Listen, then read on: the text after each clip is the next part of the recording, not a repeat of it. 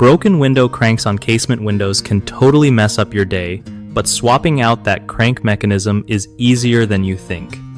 Okay, so first up, make sure you get the right replacement crank for your casement window. Measure the old one or take it with you to the hardware store. Before you start, clear the area and grab a screwdriver, maybe some pliers, and definitely some gloves. Pop off the old crank by unscrewing the screws holding it to the window frame. If it's stuck, a little wiggle usually does the trick. When you pull the crank off, check the gear inside for any damage or wear, because that part controls how smoothly your window opens. Next, line up the new crank exactly where the old one was and screw it back in nice and tight, but don't over-tighten or you'll strip the screws. Give the crank a few turns to make sure it moves smoothly and the window opens without any jamming or grinding sounds. If it feels stiff, a little spray of lubricant on the gears helps a ton.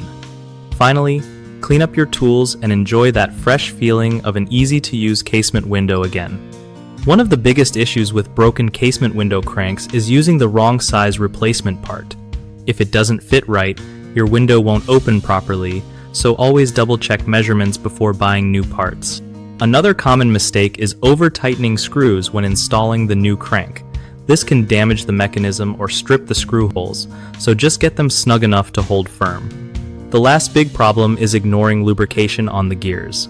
Without it, even a new crank can feel stiff and hard to turn, so keep some silicone spray handy for smooth operation. BigHomeProjects.com is awesome because it connects homeowners with trusted local contractors who know their stuff when it comes to window repairs and upgrades.